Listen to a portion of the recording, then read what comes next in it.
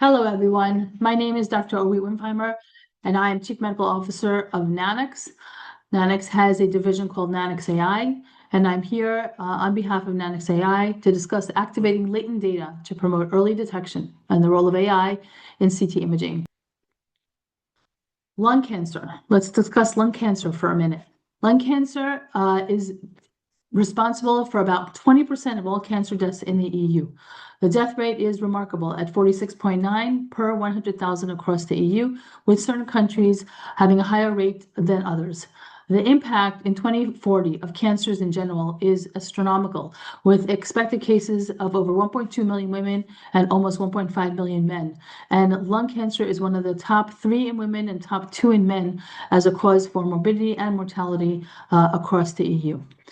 And therefore, there have been many lung cancer screening studies, both in the United States in the lung cancer screening trial, but also in Europe with the Nelson trial and the Lucy trial, all identifying lung cancer as a good opportunity for lung cancer screening, identifying pulmonary nodules and following them or treating them, removing the early cancers really has a remarkable effect on decreasing the mortality associated with lung cancer.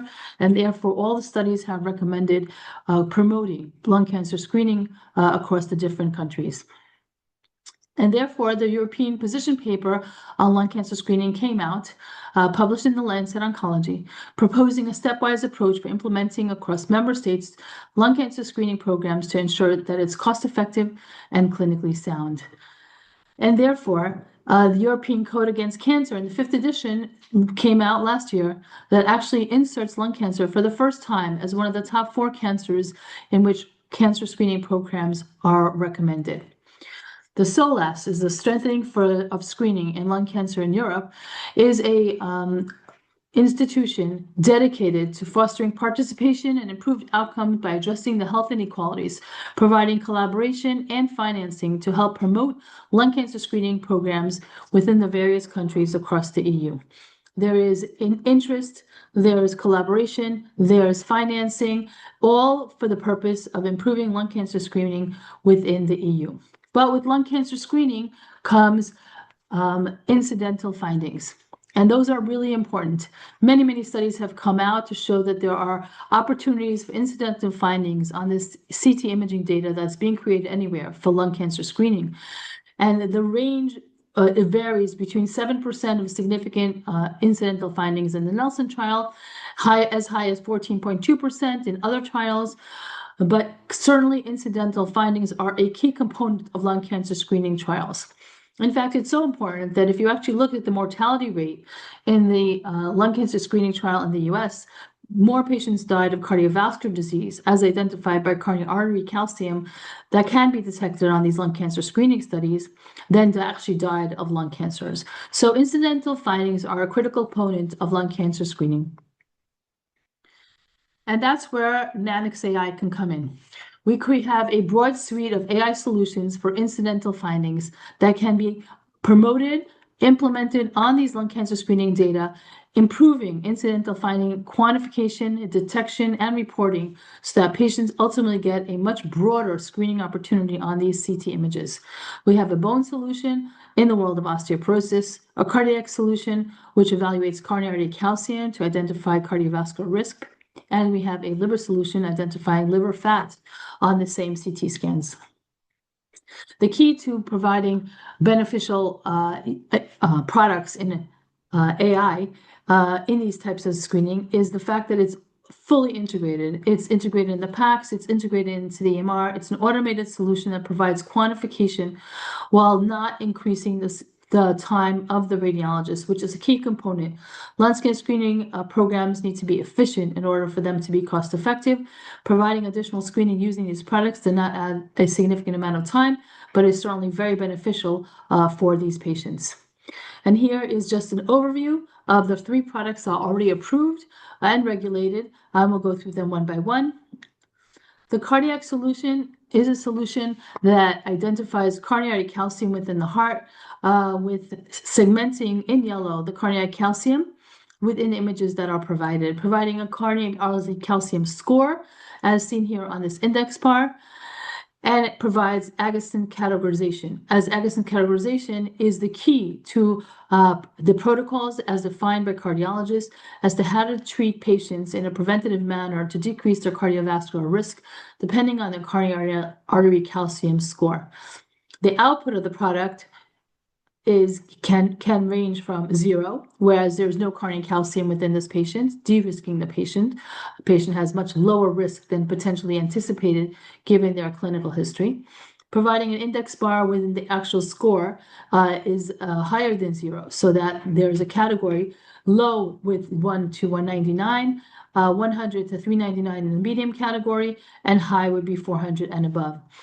These categories are really critical as the protocols provided by clinicians use these categories to segment the population into the various treatment options.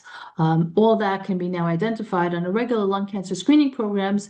Therefore, it's not just pulmonary nodules. So this is a critical, important factor. These patients are often at higher risk for cardiovascular disease given their smoking history, and so this critical information is very important.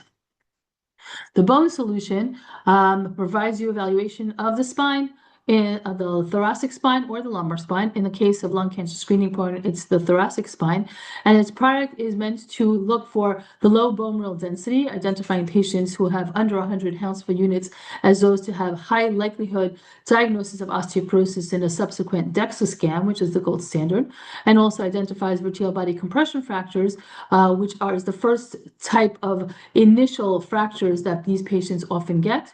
They're usually clinically silent, often not reported by radiologists, but the cohort that has vertebral compression fractures are the cohort with the highest risk for cardiovascular disease. And therefore, it's important to identify these patients that often get ignored, not diagnosed, do not get their DEXA scans, and then therefore do not get the preventative health care. The liver solution evaluates the liver, looking for fatty liver disease and evaluating the Hounsfield unit density of these patients. Anyone with under 40 Hounsfield units is considered to have moderate cardiovascular risk. Anyone under 40, has a moderate fatty liver, and anyone under 50 has a lower level of fatty liver disease, nevertheless at risk for potentially getting steatohepatitis later on, which can lead to cirrhosis. In fact, many times patients are getting cardiac transplant in the advanced forms of cirrhosis, who initially started with fatty liver disease. We also have a product in development, not yet regulated, for aortic valve calcification, and this product looks for the valvular calcifications in the aortic valve and categorizes them based on Agassiz score. It is gender specific, so females above 1,300 and males above 2,000 Agassiz units have a high likelihood to have a severe aortic stenosis requiring a TAVI.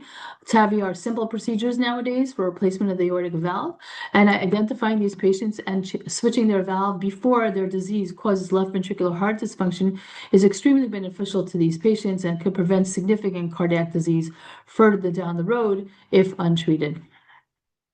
So ultimately, these products will transform lung cancer screening, taking CT scans that until now mostly evaluated just for pulmonary nodules, and now has the ability to evaluate for all these different disease processes in an automated fashion, providing additional insights. This is the first case, a 71-year-old female with axial CT images of the chest, showing a little bit of pulmonary emphysema, no pulmonary nodules. And until now, that would pretty much be the end of the story for this patient.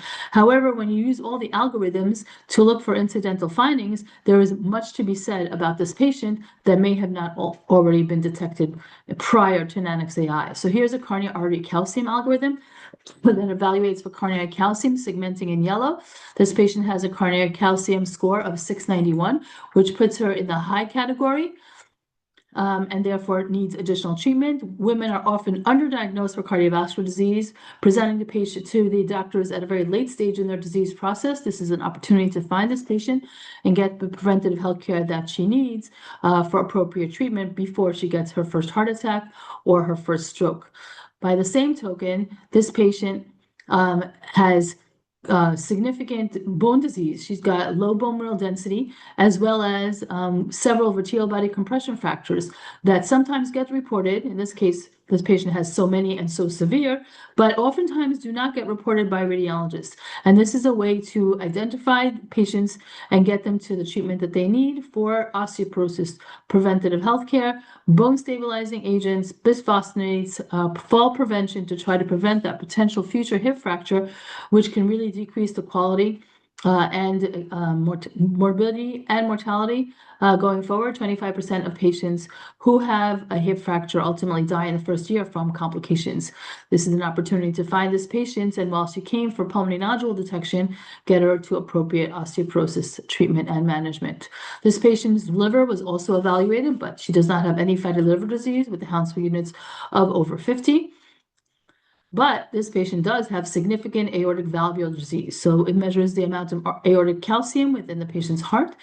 It is above the female threshold of 1,300 Angstrom units, which means she has severe aortic valve calcifications.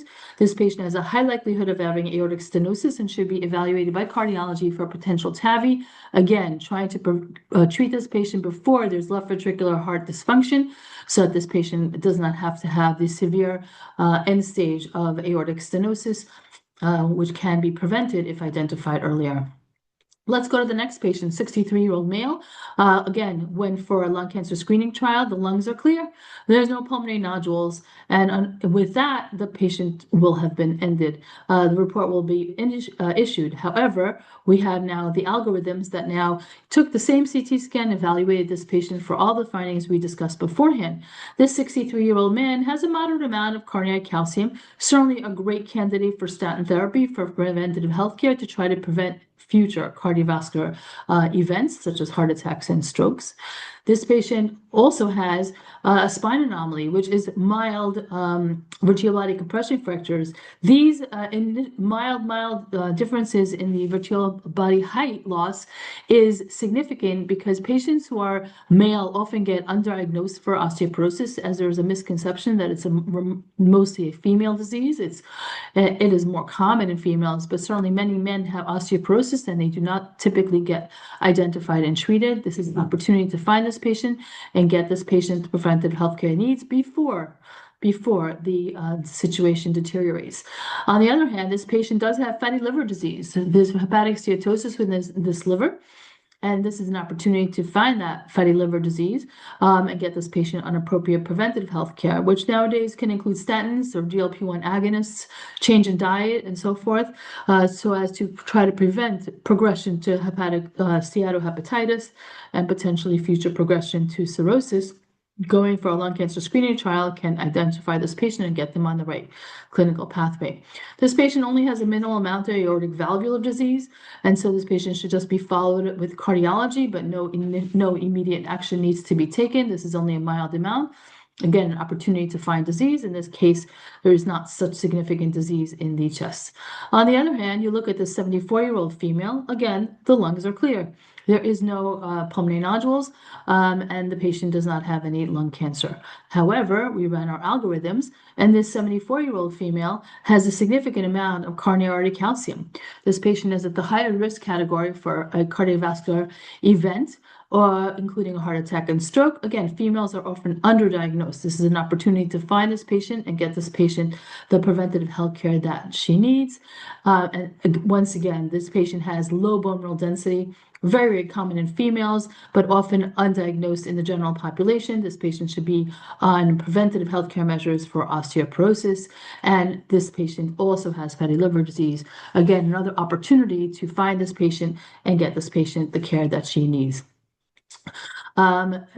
This patient has significant valvular disease, not enough to likely have aortic stenosis by echo, but certainly significant enough to get an echo, understand the status of the aortic valve with appropriate follow-up, as she's a candidate to develop in the future aortic stenosis, and so she should be followed to treat that valve prior to the left ventricular outflow disease. This patient has pulmonary emphysema, 69-year-old male. Again, pulmonary emphysema is an important diagnosis. There is no pulmonary nodules, lung cancer in this patient. Again, we have the same algorithms we had before with ability to detect this patient with moderate, medium amount of calcium, moderate cardiovascular risk in the 69-year-old male. This patient has vertebral body compression deformities in both the thoracic and the lumbar spine. So this patient is at the highest risk category for a future hip fracture. Again, 69-year-old men do not often get identified with osteoporosis, and this patient is at high risk for a hip fracture and should be getting the appropriate therapies. This patient also has mild fatty liver disease. This patient also has aortic valvular disease. Again, not quite meeting the criteria for TAVI at this time, but certainly important enough to get identified and followed by cardiology with appropriate echoes. Now that we had so many examples for lung cancer screening trials, you can tell that there's a significant difference between patients who just have a lung cancer screening trial for lung evaluation for pulmonary nodules versus those that get a full screening of several significant important clinical findings using AI fully automated so that the radiologist has little to do but look at the AI findings and prove them, and they can be automatically inserted into the patient report. Really opportunity to identify these patients. But we don't need to stay in the realm of lung cancer screening. We can now go into the entire world of all CT scans. So we also provide the same evaluation, all CT scans provided that are done for any cause, whether it's COVID or MVA, it doesn't matter for what reason. We can run on those CT scans and provide those types of screening on any patient within an imaging center or a hospital situation. And we, in fact, do that regularly. In Corewell Health, for example, we ran in 2023 a full year where our algorithm was implemented at that hospital system. And during that time, we found almost 4,000 new patients previously undiagnosed with cardiovascular disease just because the AI algorithm was screening all the chest CT scans. This has changed the paradigm of the identification of patients, creating best practice alerts within their Epic system, and really getting these patients to preventative health care, really changing the healthcare within Michigan around that hospital system, which is just incredible. Along the same lines, we have in the NHS several institutions. We had a large clinical trial there where we ran in several hospitals, and over 1 year, we found over 3,400 patients newly identified with vertebral compression fractures that were sent to the FLS centers, dedicated units to treat for osteoporosis. Just because the algorithm was present at the institutions, we were able to find new patients that were previously undiagnosed, unknown, and not reported by radiologists because the AI was able to screen the CT scans and get the patients to the appropriate medical care. So ultimately, while we started the talk discussing lung cancer screening as an amazing opportunity for incidental screening of all the algorithms that Nanox.AI provided, cardiac calcium, spine detection with bone mineral density and vertebral compression fractures, liver evaluation for liver fat, and in development, we have aortic valve calcification for aortic stenosis. It's key to taking a lung cancer screening trial and really maximizing its benefits, getting a lot more bang for the buck using the algorithms on those same CT images. But by the same token, we can enlarge that on any CT scans at all imaging centers and institutions. Every CT scan can become a screening study. Ultimately, AI activates latent data for richer clinical insights to promote early detection of cardiovascular disease. Thank you very much and have a great rest of the day.